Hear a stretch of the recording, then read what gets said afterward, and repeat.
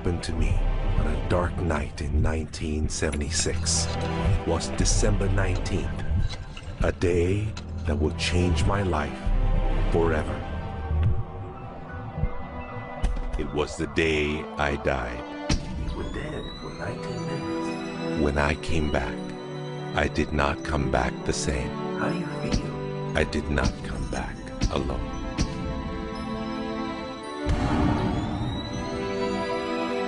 What seemed like days passed in 19 minutes. And over the course of the next few years, I began to remember the greatest mysteries revealed to me.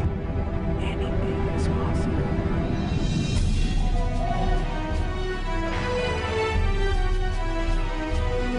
I discovered a secret beyond any secret. The sum of all secrets.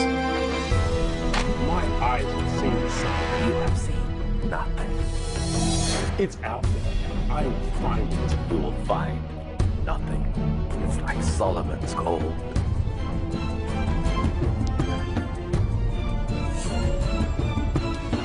It was the key to Solomon's wisdom. The secrets of the Knights Templar and of the Freemasons. We must be stopped. Courage, my dear boy. Be strong, be brave.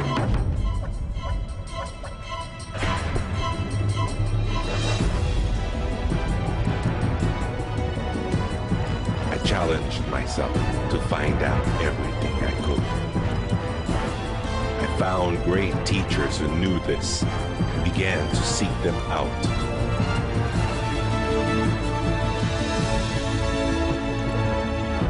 اسأل أؤمن واسمع. Ask, believe, and receive. I traveled the world, and the meta secret was revealed.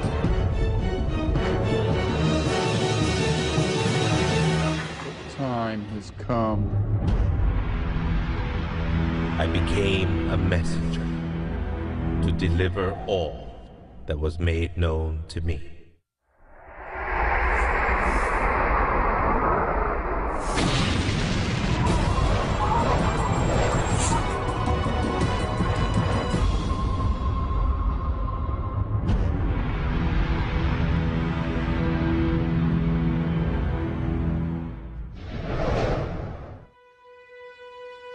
Hello there, I'm Bob Proctor. Meta is a nice word. It's a word most people don't understand. We talk about metaphysical, we'll say, oh, that's bad stuff. No, it's just what you can't see with these eyes. You got to see with an inner eye of understanding. Meta is beyond the physical. Do you know that 99% of our population has been programmed to let the outside world control the inside? If you want to get what you want, you let the inside world control the outside. That's what the meta secret's all about. The meta secret to wealth and abundance is doing what you love, following your passion, enjoying your life, being grateful for this moment, realizing that in fact you already have wealth and abundance. You have wealth and abundance to the level that you allow it in your life. Expand your level of openness, deservingness, and you can have more wealth and abundance right now. How do you become more wealthy? You become more grateful. Studies here in the U.S. show that grateful people earn more money and are better at innovation. So the first step to becoming more wealthy is become more grateful. Find the good in your world right now, and you'll take a first step to become more wealthy. The meta secret to wealth is knowing exactly what you want and then being willing to pay the price to get it. Most people think that wealth just comes out of having this impression in your mind that you're going to live an abundant life. And that's an important piece of it, but it's incomplete. If you look at the word attraction in the law of attraction, the last 6 letters spell action, A-C-T-I-O-N. One of my favorite words is satisfaction. We all want to have satisfaction. And again, in Latin, satis means enough. Enough action, satisfaction, enough action produces the result. You know, I've been very, very successful with the Chicken Soup for the Soul books, and everyone thinks, oh man, you were lucky, you had this great idea. And we use the law of attraction. We visualize and we put up posters around our office that simulated bestseller lists with our name #1. We visualize bookstore windows full of Chicken Soup for the Soul books, all of which came true. But there's a asking and a believing and a receiving, the 3 steps that I think of in the law of attraction. And the second part of believing is taking action. Because if you believe that your action is going to pay off, you'll take the action. So believing doesn't just mean like sitting there going, I believe I can be wealthy. It means doing the things that produce wealth. The key to abundance is to act in spite of fear, act in spite of doubt, act in spite of worry, act in spite of inconvenience, act in spite of uncertainty, act in spite of anything. If we're talking about metaphysical, we're talking about beyond the physical. So what we've got to do is go inside. We have been programmed to live from the outside in. We're letting what's going on outside of us control what's going on inside. If we're going to get into the meta side of our own personality, we've got to get away from this physical instrument we've got and move into the higher side of our own personality. And start to understand that we live simultaneously on 3 planes of understanding. And we work from a higher to a lower potential. If you're working with electricity, any electrician, any engineer will tell you that you have to work from a higher to a lower potential. If you go contrary to that, you're not going to get any use out of the electricity. Well, when you're working with the mind, you don't start with the physical and work up. You start with thought and work down. Thoughts are of a spiritual nature. Spirit's omnipresent. Where's thought? Thought's omnipresent. 100% evenly present in all places at the same time. I can be underwater and think. I can be in an airplane and think. I've had the pleasure of working with a couple of the astronauts that have been on the other side of the moon, and they could think. Not only could they think on the other side of the moon, they could transfer their thoughts to somebody here on Earth. It's just a form of telepathic communication. You know, it's been said that if you build it, they will come. I think if you build it, and you build something with true excellence, and you distinguish it in the marketplace, and you come up with a selling proposition, and you are aggressive in your marketing to the world, it's possible that people will come, but it's not inevitable that they will come. And sitting around passively visualizing things is not likely to get the world beating a path to your door. My meta secret about wealth ultimately is you've got to create a lot of value for a lot of people. And if you do that, you will bring a lot of wealth back to you. So by giving service and giving that which helps other people improve their lives, brings joy to them, brings service and products to them, if you do that and you keep expanding that, always be thinking about expanding your service to others. And if you do that, wealth is a foregone conclusion. First thing, quit listening to what everyone else is telling you what to do. And start paying attention to what you want to do. You see, I can look back with my memory, and I can remember going and saying, Mom, Dad, or to the teacher, I want to do so-and-so. And they'd say, now, how are you going to do that? See, what they didn't understand is I didn't know how to do it. But neither does anyone know how to do the things they want to do when they first think of it. You don't have to know how. You know, 2 young bicycle mechanics from Dayton, Ohio, in the United States of America, introduced us to a new kingdom. They were the first ones to fly in airplanes. The whole world believed that you couldn't do that. Anything heavier than air is attracted towards the center of the world. You can't fly. But they wanted to, and so they did. Well, clarity to me is a very different concept than I think a lot of people. The first thing I want to know is, what do you think you're trying to accomplish? The next thing I want to know is, why are you trying to accomplish it? The next thing I want to know is, if you accomplish it, what do you really think is going to happen in your life? A lot of people come to me and they say, I want to grow my business, because I work a lot in the business world, the entrepreneurial world. I teach a concept, achievement concept, a concept that is predicated on taking action and implementing, called optimization. Optimization is getting the highest and the best use and result and outcome of your time, your efforts, your emotion, your life, your relationships. But you can't begin, and this is where a lot of people, I think, really fall down. You can't begin to optimize until you take the time to observe, examine, and identify not all, but the scope of options and alternatives and other possibilities available to you, number one, to achieve the goal, and number two, as an alternative goal. Clarity is power. Just by being clear, you will automatically begin to magnetize things to you, to your life. The law of mentalism is about the mind. Everything that we have ever created, everything that has ever existed, existed first in the mind. All thoughts are the beginning of all things real. All things that you can touch and feel began in the mind. So if you want to be wealthy, you've got to decide what wealth is to you. Define it. What does it mean? How much money do you have to have?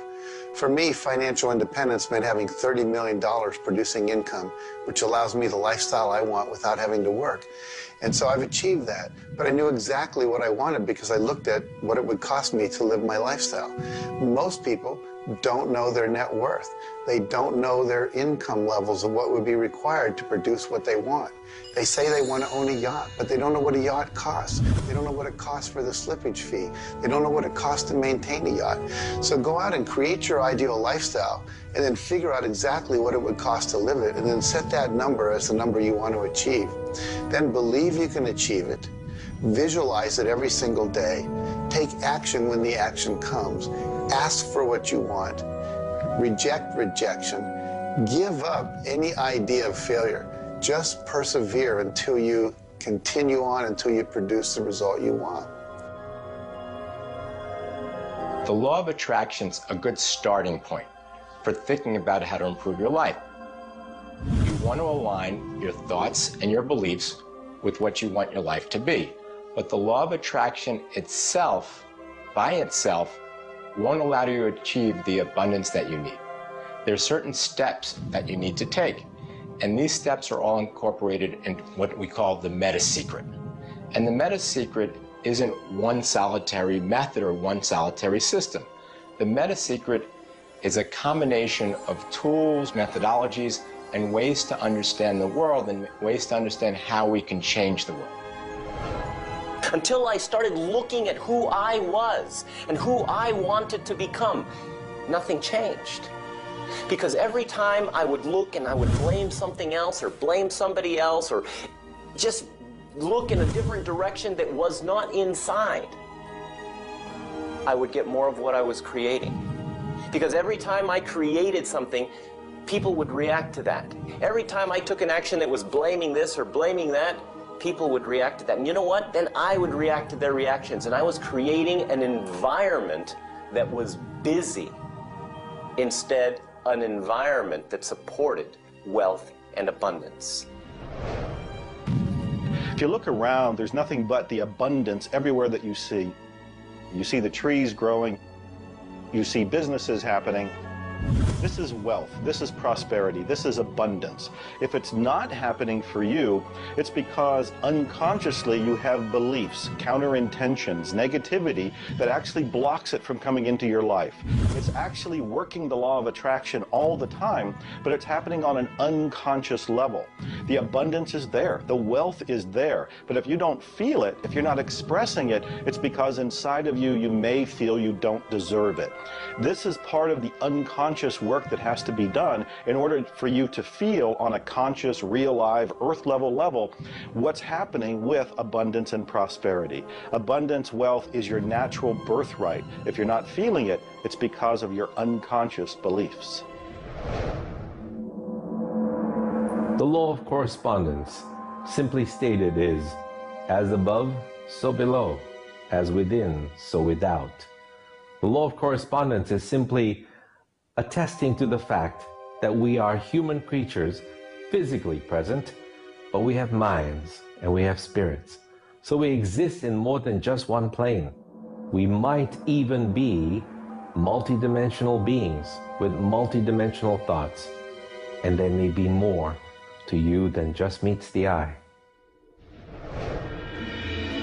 If you want to be wealthy on the outside, you first have to become wealthy on the inside. As above, so below. As within, so without. First, you have to become wealthy in your thoughts. Then you become wealthy in your outer expression of that. You have to have a wealthy attitude. You have to have a wealthy, abundant thought form about who you are and what's possible. And when you have that, it will start to manifest outside of you. If a person wants to take a quantum leap rather than incremental steps, they have to begin by understanding that they can do that. There's a marvelous little book. It's called U Square. Now think of what that means. If you square a number, you multiply the number by the number, don't you? Well, when you square, you multiply your potential by your potential. It's astronomical. I mean, you just go off the board. The man that wrote the book, Price Pritchett, he said, when you're looking at a quantum leap, he says it looks ridiculous, utterly. But in retrospect, it looks like a natural thing to happen. It was without effort. It's with ease. And that's what quantum leaps are. What you're really doing is getting rid of limitations in your mind, and you're letting your mind just take off and build a great big idea. And you start before you're ready. You defy what the masses are controlled by. You've got to move into a space all of your own. Understand you're working with an infinite power that's omnipresent. It's with you all the time. It's closer than your breath. And you get in harmony with that and just release all thoughts of limitation and make up your mind you're going to take and just compound your effectiveness. That's essentially what I did.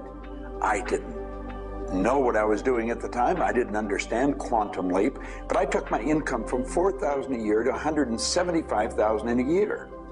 And then it went over $1 million. And I had no understanding of what happened. Now understand this. I had been raised to believe that if you don't have a good formal education, that you'd never be able to do what I did. If you don't have experience, you can never do what I did. I had 2 months high school and I had a bad work record. But my income went from $4,000 to over $1 million a year. Now you can do that. And the first step is understanding that you can do it. Quit listening to people tell you you can't. And start to see yourself doing something really big. Write it out on a sheet of paper. Begin by saying, I am so happy and grateful now that I have turned my annual income to a monthly income. It's not just about attracting things to you. It's about learning to trust what you're attracted to. You are naturally going to be attracted to certain kinds of people, to certain movies over other movies, to places you want to vacation versus other places, to workshops you want to take or books you want to read versus other books. Trust what you're attracted to. It will take you where you need to go, and it may not always make sense to you. I remember going to a seminar, and there was a woman teaching about how to triple your income in a year. And at that time, I was probably more like a hippie than I am the entrepreneur that I am today. And my wife, who was against making money at the time, thought it was evil when you should be in total service and all this. She said, I can't believe you're going to that workshop where they're going to teach you about how to make all this money. I thought you were more spiritual than that. I said, honey, I don't know why. I'm attracted to that workshop. I'm going to go there. So I sat down, the woman next to me, we started talking. It turns out she was a veterinarian. And it turns out that our cat had feline leukemia at the time. And I started talking to her about that. And she said, well, I'm the world's expert on feline leukemia. And I said, well, I've heard there's no cure for that. She said, no, there actually is a cure, and I can teach it to you. And so she called my veterinarian, told him what to do. My cat lived for many, many more years than the local vet thought it should. But see, I was trusting my attraction to go to that seminar, and it led me in a path that saved my cat's life, which was not where my conscious thinking was, but it was a very important goal to me to keep my cat alive. Those kind of things will start to happen. Most people are uncertain about something. They're uncertain about their next step. Here's your message. Do it. Do it. Whatever you're uncertain about, do it. Take the step. You will learn so much more. You'll get so much further faster by actually getting in the game than doing it, than thinking about it forever. One of my sayings is, one step in the right direction is worth 100 years of thinking about it. The law of correspondence, the law of mentalism, and the law of vibration all combine to help you understand that the notion of wealth is arbitrary. You're always wealthy in comparison to someone else. You choose a person to compare yourself with, or your wealth or your level of wealth with, and then you decide at that point to be happy with the situation or to be unhappy, and therefore change it. All of wealth is subjective. Understand this, and you understand that there's an ebb and a flow to your finances. The more comfortable you are with how you interact with the world, with the value you give in the world, with the service or the product that you give the world, then you begin to realize your place in the world.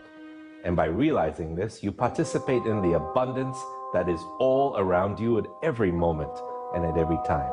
It is all yours. From the beginning, it was yours. Until the end, it will always be yours.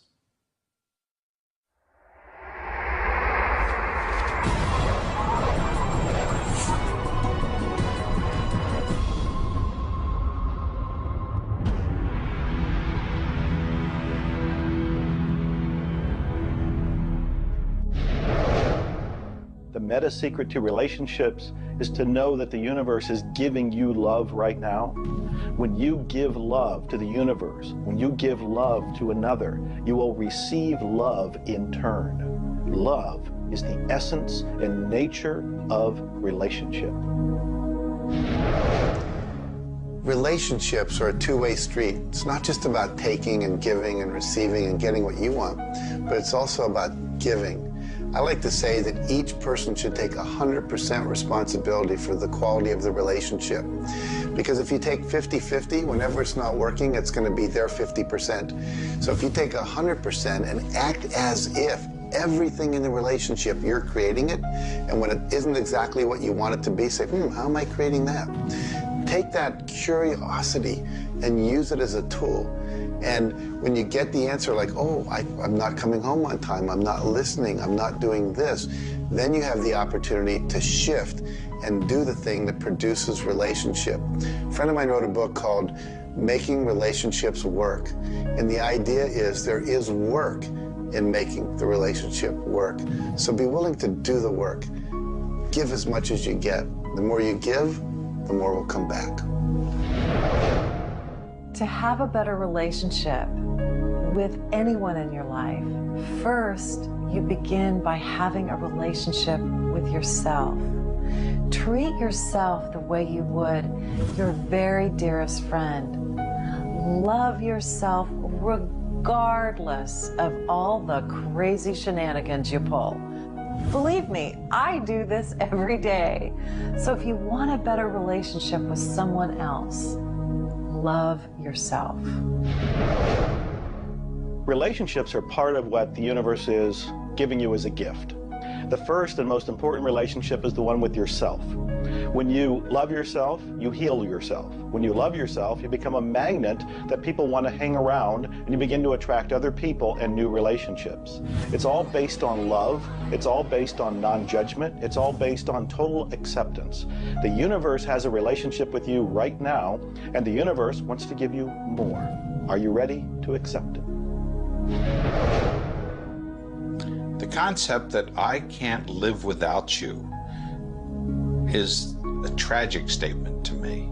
The idea that I need somebody else to complete my life, I need somebody else or my life's not worthwhile is a very sad statement, and I think someone needs to take a good look at themselves when they say that. When you start to think that thought, stop for a second and realize life is full of stuff, and sometimes stuff is potholes, and sometimes stuff is bridges are out ahead, and sometimes there's a detour in life. I heard somebody once say that sometimes the most beautiful scenes in life are the ones we observe on a detour.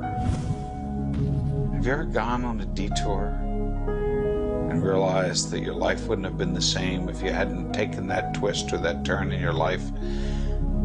Next time stuff happens, take a look.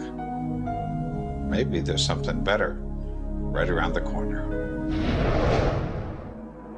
The law of cause and effect tells us that there's no such thing as coincidences. Everything that happens in this world happens because of a reason. Someone, somewhere, created a cause. It may not be something you are aware of. It may not be something we can even begin to realize or see at this level. But at some level, someone, somewhere, or a group of people, or even us, may have created it. And so as a result, we see the effect. We see the effect around us. We see the effect everywhere on this planet. Everyone asks me, Jay, how in the world can I have a better, a happier, a richer, a more joyous relationship? And it's very simple. First thing is you got to slow down enough to be externally focused. It's all about them. The more interested and externally focused you are on the other person, the more extraordinary their experience will be, and the more naturally they'll reciprocate it. The second, and you're watching me, and I've got a serious side, and you know that, but you got to get in touch with your childlike sense of curiosity, of innocence. The third is you got to be in the here and now, and that's so trite and said so often, but being in the here and now means connecting deeply and being aware of what people are saying and looking at them and being responsive to their feedback and their mannerisms. And the last thing, and the easy thing, is to, again, as I said earlier, enjoy the process. We are so busy, so stressed in our life, trying to get from one thing to another, trying to multitask, that the greatest way to have wonderful relationships is to commit. Commit, not just the time, but your being, to being there, to connecting. For me, the meta secret to relationships is to be the person you're looking for. Whatever it is you're out there looking for, be that and give it away. If you're looking for someone who's loving and kind and compassionate and generous, you need to be loving, kind, and compassionate and generous.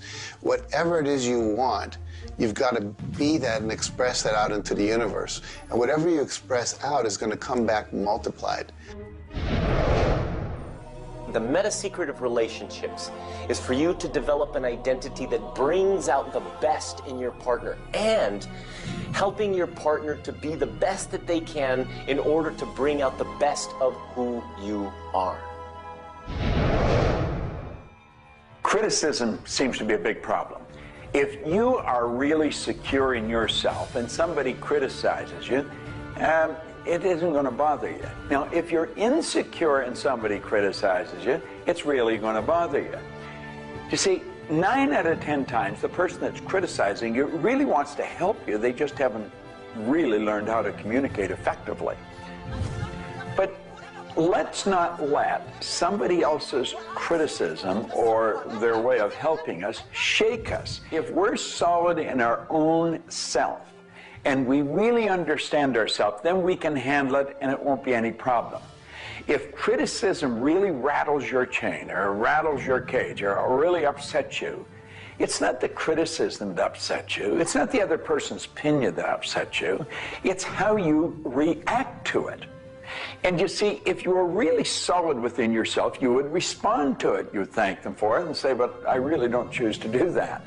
Or you'd say, well, thank you, that's probably a good idea, I'll try it. But they're not going to knock you off track. So it goes back to have a good, sound self-image, a good image of yourself. Maxwell Maltz wrote a beautiful book on that way back around 1960 called Psycho-Cybernetics. Psyche-Cybernetic. Cybernetic is the communication mechanism in our mind. It's the image that we hold of ourselves. It's like a life-governing device. Well, you've got an image of you just same as I have an image of me. And our image controls how we walk, how we talk, how we dress, how we meet and greet people. And it also controls how we handle criticism when it comes our way. And it will come your way, just same as it comes to me and everybody. We want to be solid in our own belief about who we are and what we are. Let's really get to know ourselves.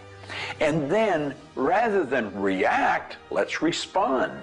It doesn't matter how they approach, whether they're diplomatic and trying to help us or whether they're trying to find fault. It won't really make any difference. We will listen to what they have to say, listen to it, and then we'll either accept it or reject it, but it isn't going to affect the relationship with the other person one bit. There is masculine and feminine in everything. Nothing is entirely masculine, nor is it entirely feminine. We have different aspects of yin and yang, of harshness and softness, different aspects of masculinity and femininity in everything. If you take a look at life and see it all as a combination, see how we are always living in combination, then you begin to realize and to also appreciate the law of gender. Relationships are about communion, taking our life and making it sacred through connection with another human being. So communion and making sacred is what relationship is all about. You know, there's a lot of lonely people around. And if you're lonely, I'm going to let you in on a secret. You're always going to be lonely until you become friends with yourself. If you're looking for company outside of yourself, you're looking in the wrong place. You want to go inside. And when you get to really look at you, you're going to feel so good about you. You're going to love yourself. Now, you see, as a little kid, you were probably taught, don't love yourself, that's conceit. I know I was, and most of the people I know. That's not conceit. That's a healthy, conscious awareness of who we really are. I'm not talking about an ego trip. I'm talking about really becoming acquainted with yourself. You've got to build a good relationship with you, or you're always going to be lonely. When you get angry, look at it as, okay, this is a gift. I need to release something here. And in that process, relationship becomes a school for growth instead of just like it's someone that's going to please me. Look at how can I serve them and how can I learn from them, as opposed to how can I manipulate them to give me all my needs met. If you do that, you're going to end up with a much better relationship. If you're in a relationship where you're not experiencing full love, the way to change it is not by changing the other person. It's by changing yourself. You look within yourself and you start to feel grateful for everything about you. As you change your relationship with yourself, magically, the outside relationship will change as well. You will suddenly see it transformed. You will suddenly see that there's love in that relationship with that other person. But you don't change the other person. You change you. A lot of people spend valuable time in their life focusing on the past. I could probably spoil your week if I reviewed the first 26 years of my life. My life was a mess. And you know, at the end of 26 years, imagine living for 26 years and looking at yourself, you're unhappy, sick, and broke. I had a guy look at me and he told me I was one of the most miserable people he had ever met. And he was right. I was plain miserable. He said, you're always sick. I didn't have a terminal illness or anything, but I was always backache, headache or something, and I was always broke. He said, why don't you change it? Well, as long as I kept focusing on what led me to this point, which was a bad trip, I was going to create more of the same. And he said, let it go. Forgive it. If you're looking for love and not finding it, it's no doubt because of a lack of forgiveness in some area of your life. This is true for all of us. You want to look in your life, look at your past, look at all of your relationships, and ask yourself, where have I not forgiven? Myself, my parents, my siblings, my neighbors, my relatives, my business partners, where have I not forgiven? When you go and forgive, you release the energy that allows the law of attraction to bring new love and new relationships into your life. How do you do this? You look and ask yourself, where have I not forgiven somebody? Somebody's going to come to mind. It could be you. The second thing you do is say, can I forgive them? Can I forgive myself? Whether you say yes or no, you move to the third part of this, and you start to wonder, what made that person act the way they did at that point? What made me act the way I did at that one point? And you start to go deep into understanding the psychology of behavior, and you realize we're all doing the best we can, yourself included. At that point, when you can forgive yourself and you can forgive these other people, whoever it might be, for whatever may have occurred, when you forgive them, you release all of the energy that's been stuck psychically within your own mind and your body and your soul. And when that releases into the universe now has an open pathway to return to you new love, new relationships, new blessings. It all begins with forgiveness, and you can do that right now. When we talk about love, we're talking about the greatest word in the world. Leadership is a great word, but no word compares with love, because without love, you're dead. There's life in love. There's forgiveness in love. There's really everything. There's thankfulness in love. Now, the problem is learning, where do we start? Because we find sometimes in families, there's no love. In marriages, there's no love. But we quit looking around. If we start learning, it begins with me. And when we start learning, we're not too loving ourselves. And it begins with your learning. To me, you could say you're loving, but unfortunately, you love people you like. Love has to be unconditional, loving those you don't like. Now, in my case, when my wife married me, she said she loved me.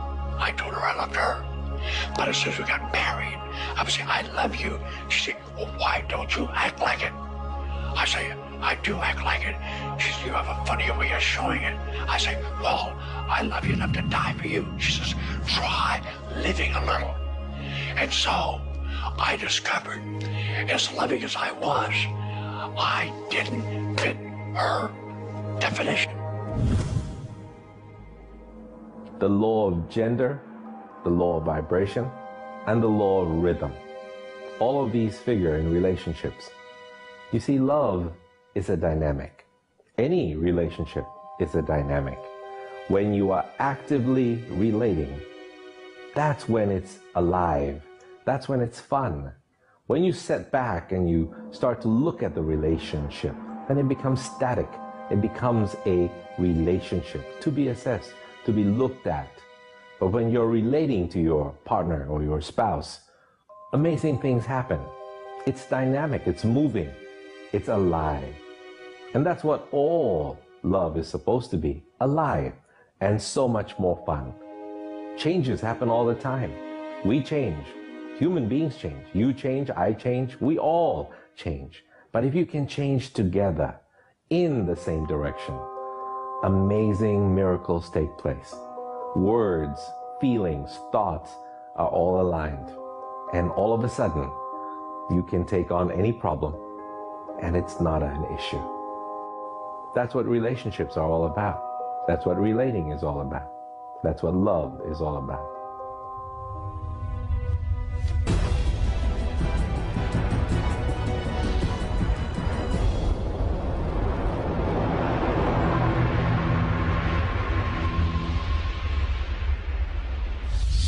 はじめに言葉ありき、すなわち、クリエイターなるものは、やはり言葉、振動を用いて全てを設計されたんではないかと思うんですね。そして、その、振動の、設計図は非常に緻密なもので美しい共鳴振動にあふれたものであったことでありましょう。もし、先ほどの実験にもやったように、非共鳴、同士の組み合わせであるならば、それは破壊的なエネルギーとなって、命を形作られないからです。私たちの体は最終的にクリエイターの、いろいろな、試行錯誤によってだんだんこう単純なものから、微生物だとか海の中のものとかそういうものから、小動物始まって複雑なものになっていって、最後の芸術作品として、クリエイターなるものが作られた結果、私たちはあるというふうに思うんですね。その本来の設計というものが、バランスの取れた振動の組み合わせというものが、何らかの要因によって崩れていくときに、私たちはストレスを持ち病気になっているんだというふうに考えています。As you've already seen from Dr. Masaru Emoto, water makes up 85% of our body. And the thoughts we think actually create a vibration in the water that has memory. And so you have to think positive thoughts. Again, we go back to forgiveness and letting go, thinking positive thoughts, expecting to be healthy, not listening to what people tell you, not taking in beliefs. I have been out in the sun my whole life. I've never gotten skin cancer, don't intend to get skin cancer. And when stuff comes on about it, I choose not to listen to it because I know that belief would affect me. So I believe that I am a person that my spiritual connection keeps me healthy. Also, though, I work on the level of the physiology of the body, the biochemistry. It makes sense to play at that level. I eat organic food. I drink healthy water that's not contaminated with chlorine and all the stuff they put in it, so I filter my water. I eat the right kinds of nutrients for my body. I've found out what I'm allergic to, and I've basically eliminated those from my diet. I exercise. So exercise and keeping my body toned. We want to have resistance exercise. We want endurance, which means we need to jog and do aerobics and things like that. And we need to have flexibility, things like yoga and Pilates. So we need a complete system to keep our body healthy. And then a detoxification, I think, is the part that most people don't do enough with. We are taking in so many toxins in the air we breathe. But if you will cleanse on a regular basis, I cleanse every Monday. I just do a cleansing diet where I just drink liquids and then I don't eat anything else, and my liver has a chance to get rid of all the toxins that are in my body. I want you to understand that you have a marvelous mind and you can do anything with it, and don't ever listen to anybody that tells you you can't. You want to start to look at yourself not as a body or as a name. Like, I'm not Bob Proctor. Bob and Proctor are just two words.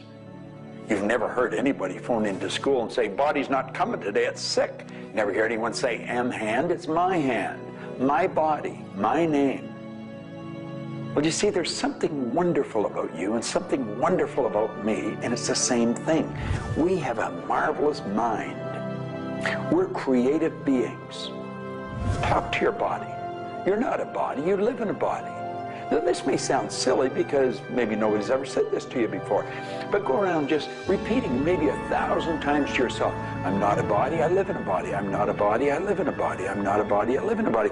Then start telling your body to relax. The meta secret to great health is to feel good now.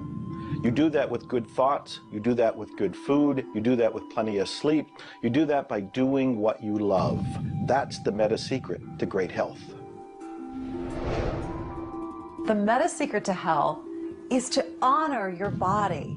Listen to your body. Are you tired? Are you hungry? Are you thirsty? Do you need time to play? Have greater health. Honor your body.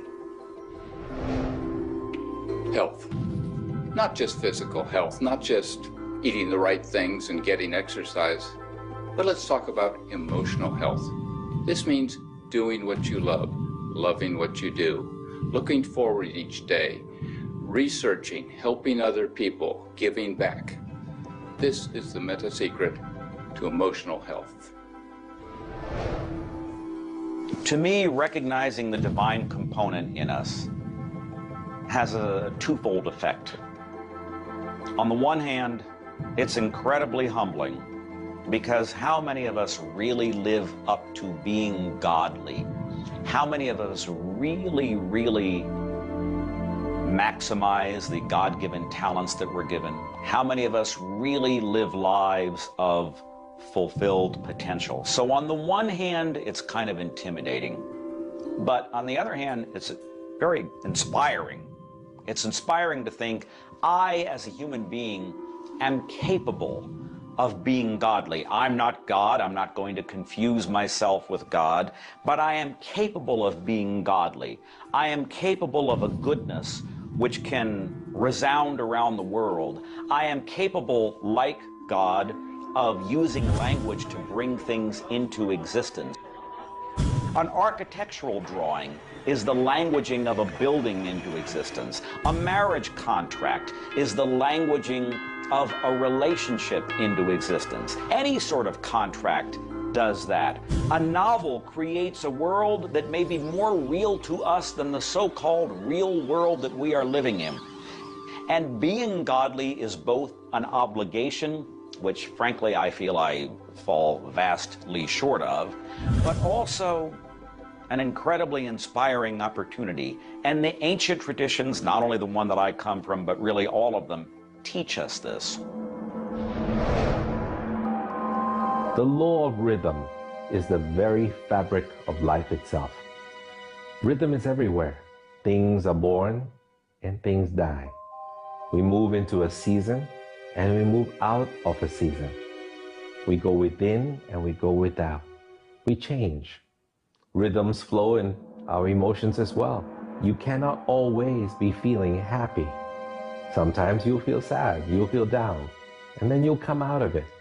Whatever goes up must come down. You've heard the language. Rhythm is exactly that. And the minute you begin to realize that all of life is all about the law of rhythm, then you can flow easily in bad times and then have more fun in happy times. When you start to expect rhythms, know that if you're happy in one direction, you can also be unhappy in the other direction. The law of rhythm surrounds us, works with us, and if you master it, there's nothing you can't do. The meta secret to health and having amazing energy is the ability to look at your world from a perspective that, hey, things aren't always going to go your way, but you know what? As long as you always do your best, as long as you are focused on what you achieve and what you're trying to accomplish, then it's all going to work out. I think one of the most important keys is to recognize in life just about all the limitations that we have are self-imposed. To realize that is the greatest breakout, the greatest. I talk about staging jailbreaks in your life, breaking out of the mental prisons, getting over the walls of the self-imposed impossibilities in life. And it is remarkable what happens when you realize, take a look at what really is holding you back. And very often, almost all the time, it's you. It's you. The power lies within you. See, humor is good. It really is. I don't really understand what it does to you, but I know it does something to your brain. Norman Cousins, who's gone now, but lived a long and very, very effective life. And he had been diagnosed with a disease, and it was killing him. He was literally dying. And one day he got thinking to himself, if sadness and sickness are hooked together, then happiness and health must be hooked together. And so he had people bring in old movie films of Laurel and Hardy and all kinds of different old actors, funny stories. And he started to play them. They made him move out of the hospital. So he rented a suite of rooms in a hotel. And he had these movies playing all the time. And he was laughing, a real belly laugh. And he got better. Now, I think you know when you're laughing, you're feeling good. Start to laugh at yourself. When you make a mistake, laugh at yourself. Don't get serious with yourself. It plays a very, very important role in a healthy, relaxed life. If you want to study it further, get into some of Norman Cousins' material, and he'll explain exactly what it does to the brain that controls the vibration of the body. Start laughing a little more. Have fun. The mind can't be all it is designed to be without the body being everything it was designed to be. But we basically thwart both. Or you can have a great relationship.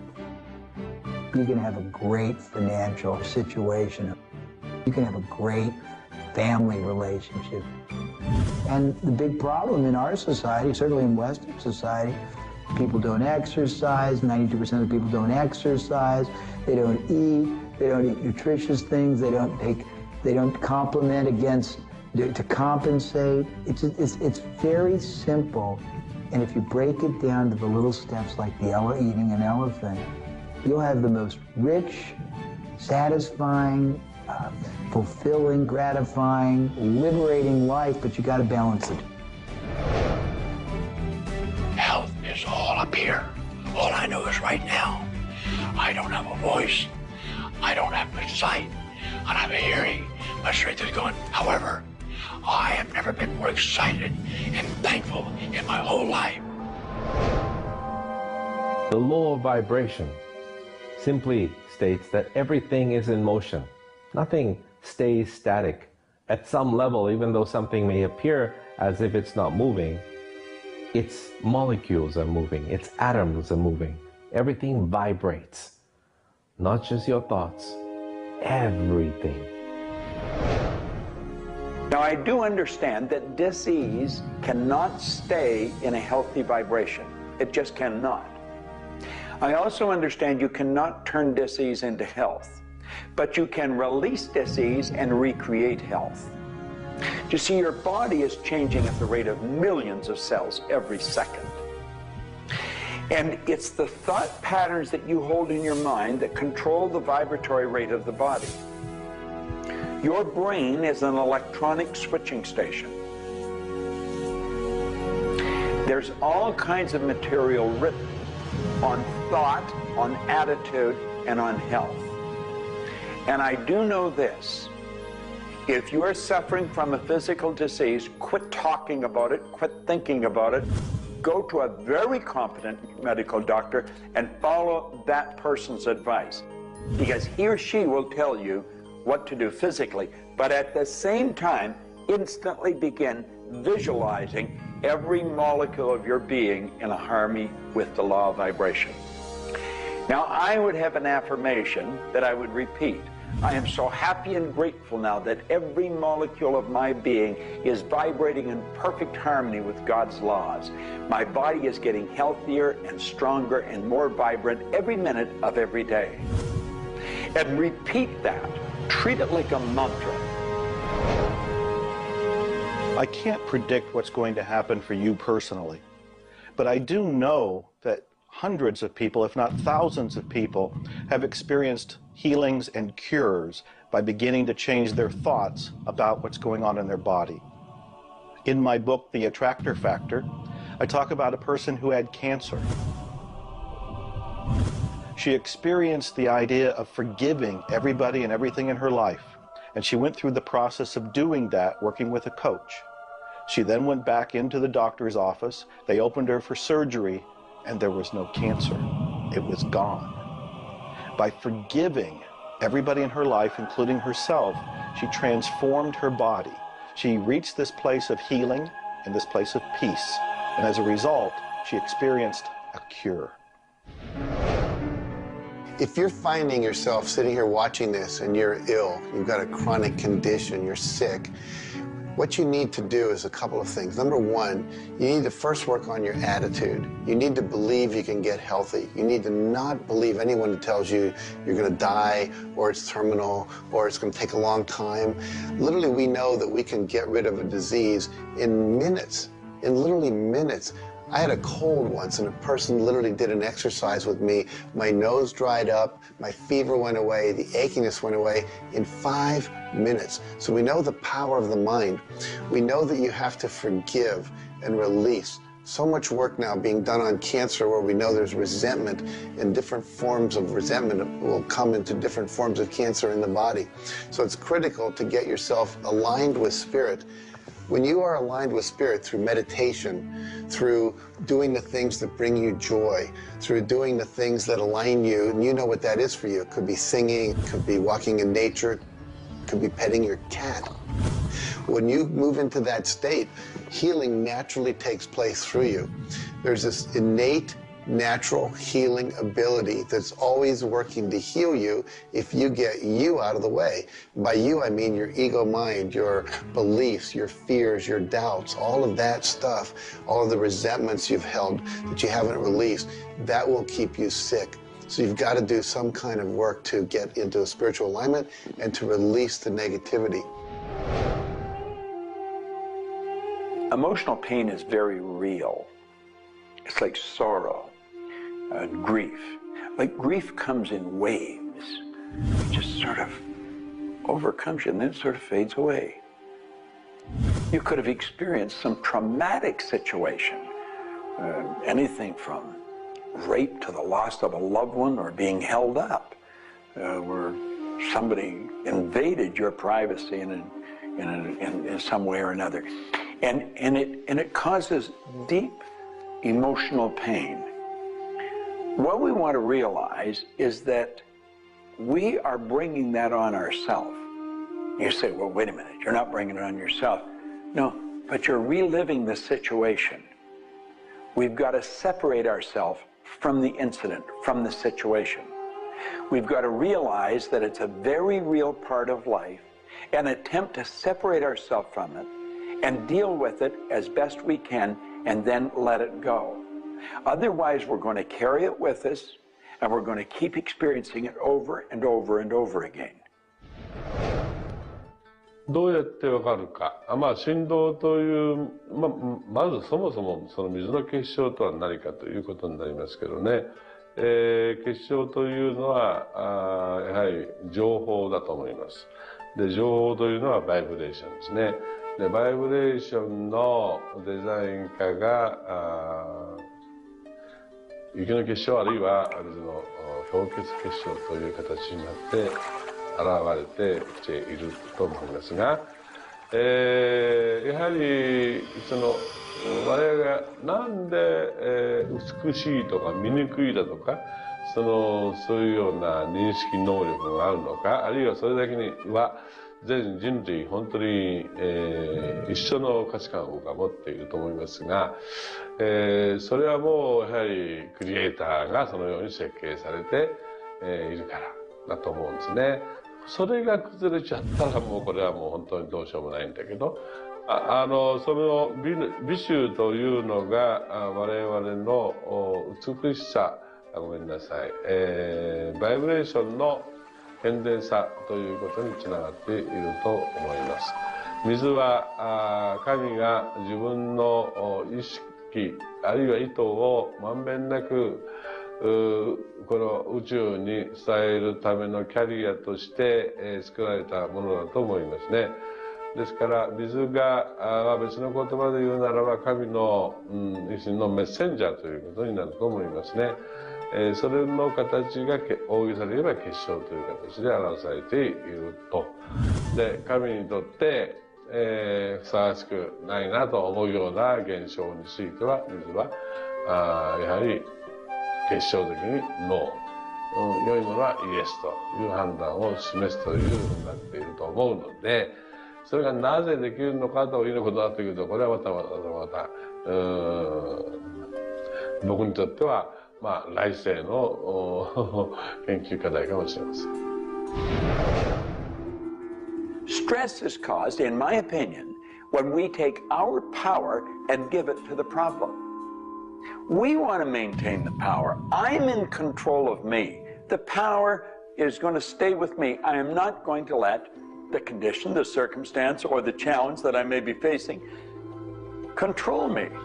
You can make a decision right now that you are going to maintain your power and you're going to let everything outside stay outside, and you know that when you're in a totally relaxed state, the solution to problems come.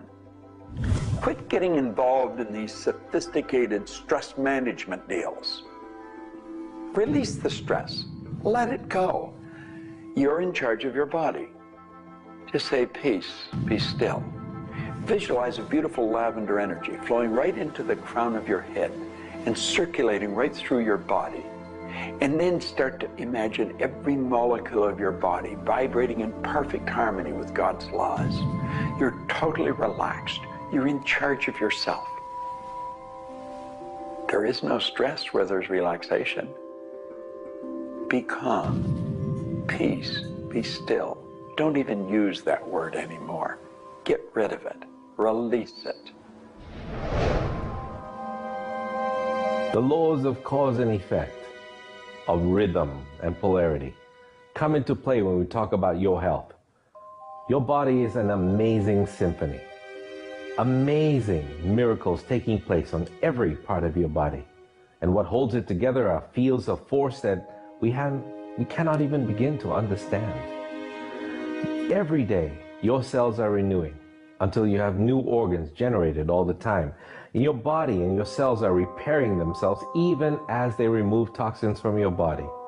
I can't help to wonder sometimes if you gave that entire symphony a wonderful environment filled with fields of happiness and radiant joy and vitality, how that growing, renewing process might work a little bit better, sort of like happy children in a playground.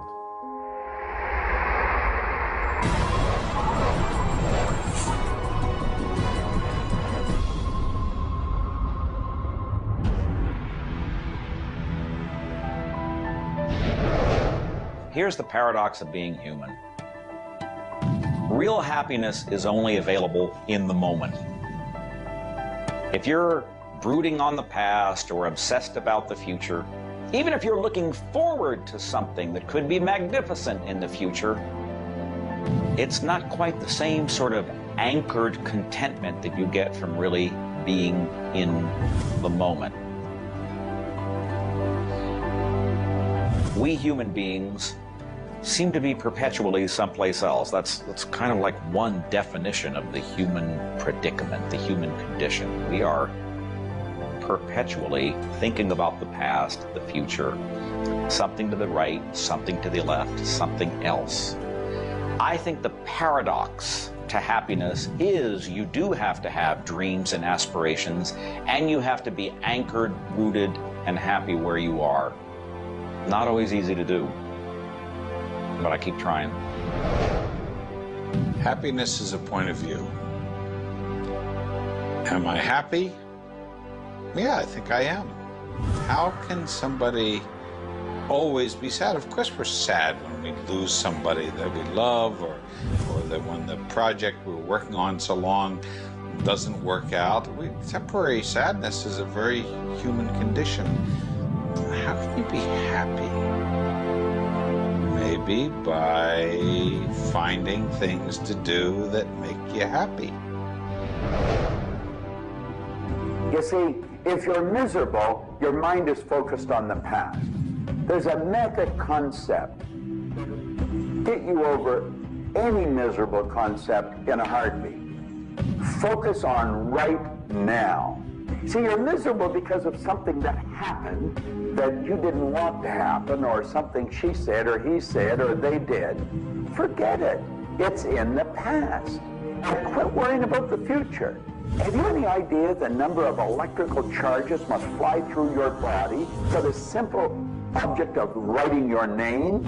See, your brain is an electronic switching station, and you've got one. And you can activate brain cells. You can set up any vibration you want. If it's a negative vibration, you're going to be unhappy. If it's a positive one, you're going to be happy. Every brain cell is a positive and a negative pole. Everything that you look at is going to be impregnated into cells in your brain. Now, you're either going to look at the positive or the negative side of it. What side do you want to live in? I choose to look at the good side of a situation. Put yourself in a good vibration. Think of the blood in your body.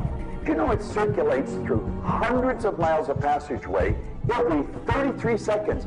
It carries all the food in and all the garbage out. You got more power in your little finger than you need to light up your home for the year. There's about 11 million kilowatt hours per pound of potential energy locked up in your body. And you're probably saying, I haven't got any energy. That's because you're miserable. Get out of it. Get over it. Focus on now. One of the most important things you need to do in your life is discover your life purpose. I believe that everybody is born with an individual and unique purpose. And when you are doing your life purpose, when you're living it, expressing it, fulfilling it, you're happy. And so many people have talked about joy being your guidance system, that when you're off purpose, you're not happy, you're not joyful. And so this joy, this inner experience of happiness and joy is a way of saying, oh, I'm on course, I'm doing the things I'm supposed to do. Stephen Covey said, you know, you don't want to get to the end of life and get to the top of the ladder and find out the ladder was leaning against the wrong building. You can be very, very successful. We see people with all the cars and the toys and the money and the society recognition and so forth, but they're not happy because they're not fulfilling their purpose. Think about it like this. A rose has to be a rose. A chrysanthemum has to be a chrysanthemum. A geranium has to be a geranium. And yet we as people have been given choice. The choice to pursue any number of things and do whatever we want to do. But unfortunately, most of us have been talked out of our purpose. If you want to be happy, come back into this moment and do what you love in this moment. You should absolutely work toward improving your life, improving the world, improving your relationships, improving your finances. Every sort of conceivable improvement at a micro or macro level should indeed be your agenda. But if you are not happy with things the way they are, then your happiness is perpetually on hold pending a condition that doesn't exist yet. If you do that, you will never be happy. You have to realize that the point of power in your life is in this moment. People think about the future and they throw their power into the future. There is no future. When it gets here, it's called now. It's called this moment. People think about the past and they throw their power into the past. But there is no past. It's gone. When you think about the past, you think about it in this moment. This moment is all there is. And you can be happy in this moment. When you are, everything is taken care of. All is well. Happiness and achieving happiness is a process. It's not something you achieve right now and you're done and you have your happiness. It's something that you're constantly attaining and reattaining through life. And the way to do that is to really understand what brings contentment in your life and to achieve that. And one of the key things to remember in terms of happiness is that part of this process is sharing happiness with other people. The more we share happiness and the more we teach other people how to bring happiness and fulfillment in their life, the more we'll be happy and fulfilled. So continue with your journey of greater fulfillment, and you'll have more happiness in your life. The law of polarity is about dualism. Everything exists in relation to something else. There is no person that's entirely good. There is no person that's entirely bad. There is no entirely hot or entirely cold. It's always hot in relation to something else that's colder. It's always colder in relation to something else that is hotter. We move in directions as opposed to moving in a static field. We always move from one place to another, from one thing that's more pleasant to something that's less pleasant, or something that's unpleasant to something that's more pleasant. There is a movement, and this movement exists because of polarity. Happiness is what you want, and happiness you can have right now. Why aren't you feeling happy? Why isn't anybody feeling happy? Because psychologically they use unhappiness as a motivator. They think by being unhappy, angry, desperate, frustrated, whatever the feeling might be that's not happiness, that it will whip them forward. It'll make them take action. And it's something that actually shoots themselves in the foot. Because when you are happy now, which is available to you right now, you know what your choices are. You can see what your decisions are to be, and you can more clearly decide on what to do next. It comes into really understanding something about ourselves. We should start at a very early age, and we should ask ourselves, who am I? You know, what really makes me tick? And get to know ourselves. We're in a hurry to get a car or build a business or buy a house. We should introduce ourselves to ourselves. School hasn't done it. Our parents aren't doing it. You go to work for somebody, they're not going to do it. So if you don't do it for yourself, you're not going to do it. This deals between you and yourself. Pogo said, we have seen the enemy, they are us. Whatever has happened in your life, whatever's going on for you, if it's not the way you want it, any situation, consider the fact that everything happens for a reason, and that reason is there to serve you. How can you reframe this? How can you relook at this in such a way that helps you, that supports you, that puts you on the path to success and positivity again? It doesn't help you to be negative. It doesn't help you to wallow. All that can do is bring you down. It's time to change your mind. It's time to reframe, relook at it, have a new perspective, a new view, and put this in the light of this was there to serve you. There's no accidents in the universe. This happened for a reason, and that reason is there to help you. We grow up with the idea rich people aren't happy. Well, I know rich people that are laughing. They're very happy. And of course, I know people that are very wealthy and are very unhappy. I remember Earl Nightingale one time saying, since it doesn't make any difference whether you're rich or not, if you're happy or not, you might as well be wealthy. And then if you're miserable, you can at least be miserable in comfort. We've got to understand that all the money in the world is available to us, but we have to earn it. Now, that does not mean we should work. This is where the meta secret really comes into play. Working happens to be the very worst way to earn money. We should work for satisfaction. People should go to work at what they love doing. When we think of work, what we're really talking about is how we spend our days. Work has probably a bad energy attached to it. We should spend our days doing what we absolutely love to do. When it comes to the fear of failure, you look at your life and you ask, if I pursue my dream, my passion, my love, and it doesn't work out, will I still be okay? Can I still love myself? Will life still go on? When you realize that the answer is yes, you remove the fear of failure. When you remove the fear of failure, you have energy to go forward and actually make it a success. Well, what about the fear of success? When you are successful, you can make a difference in the world. If you really want the world to be a happy, prosperous place, contribute a happy, prosperous person to it. You. The meta secret to happiness is that there is perfection in imperfection.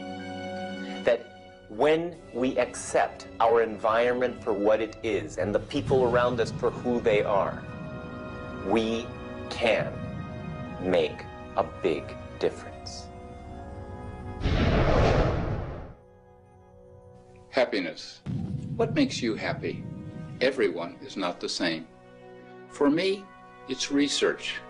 I love researching and writing and putting multimedia programs together. And this allows me to do something else that I love, traveling the world. I travel more than 6,000 miles, that's 9,000 kilometers, every week.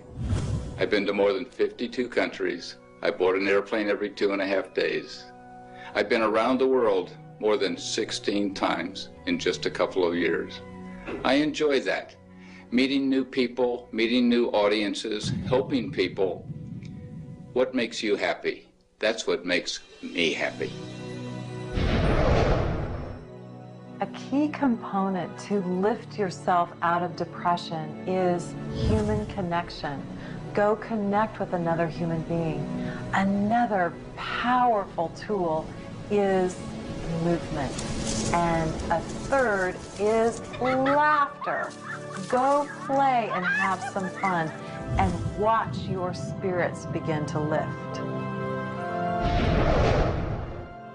The meta secret of life is to realize that the journey is the thing. I believe the first thing a person should do is establish a purpose. Why are you even here? Why do you get out of bed in the morning? Why are you living? I honestly believe every one of us are hardwired to do something. So how do you decide on your purpose? You decide on it by asking yourself, what do I really love doing?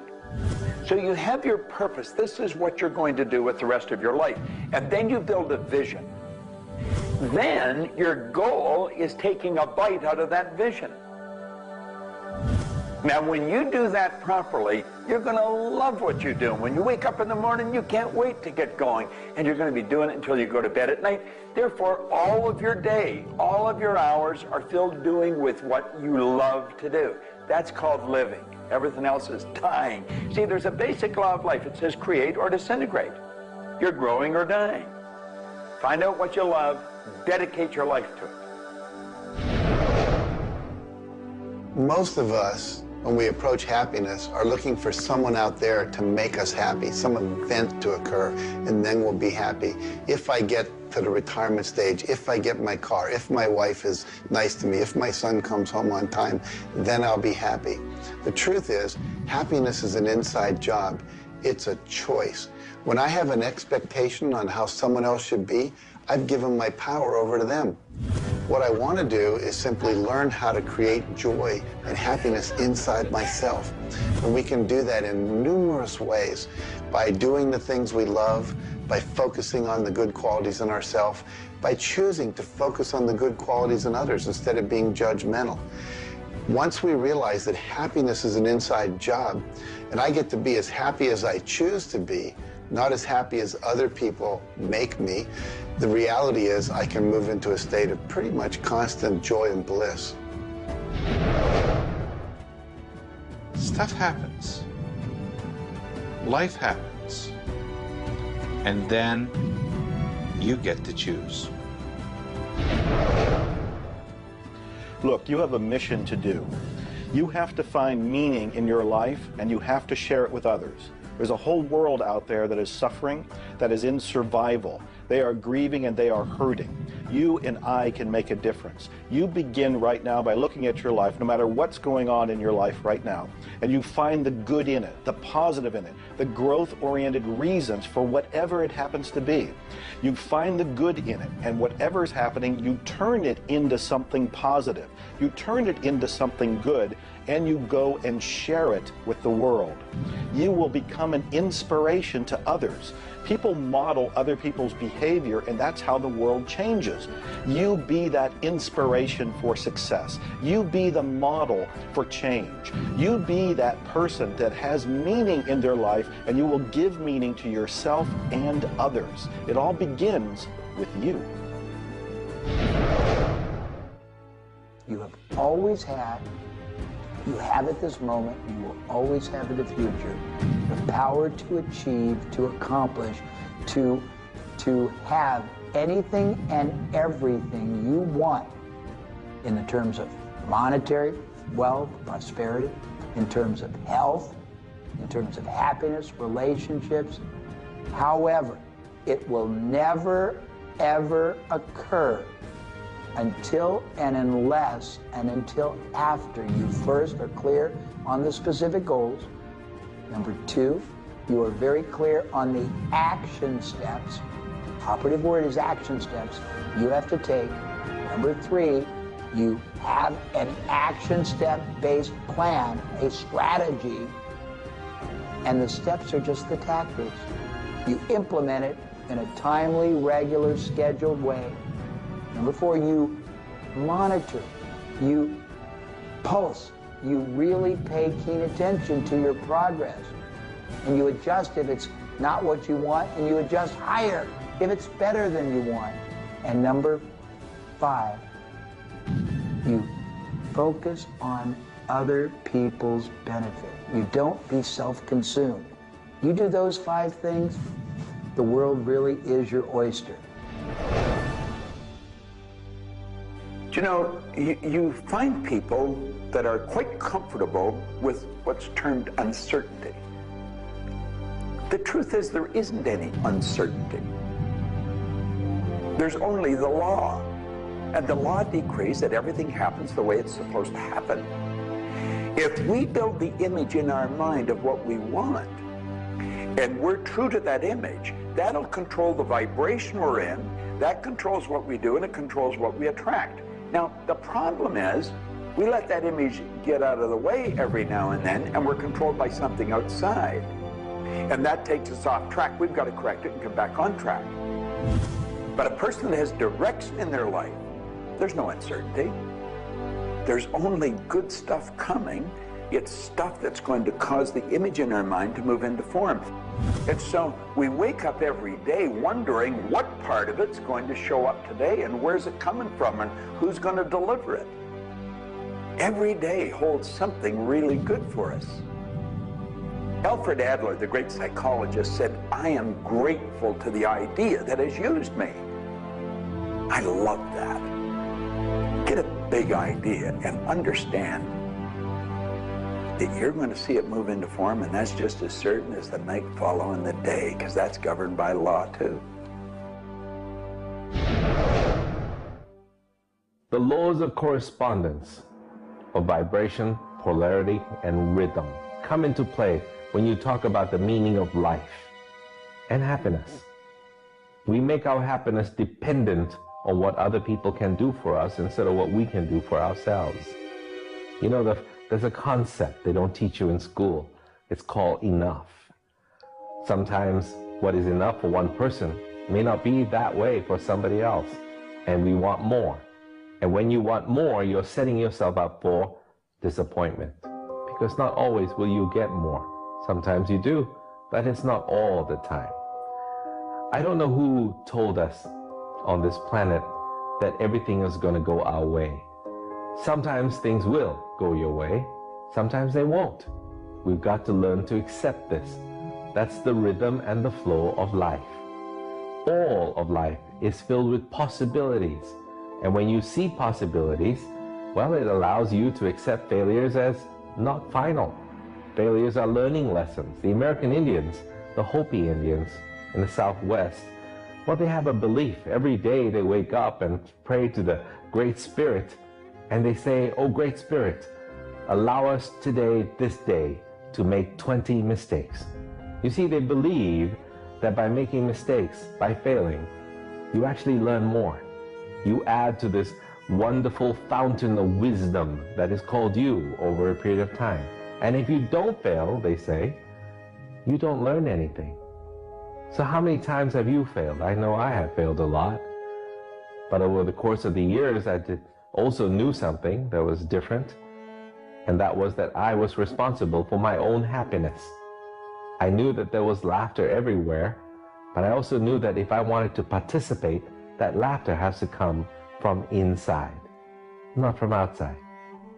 And that's the nature of spirit, and that's the nature of who you are, and that's the meta secret to everything possible. This is our home. We have nowhere else to go. Earth gives us everything we need to celebrate life. Everything you do will either hurt or heal our planet.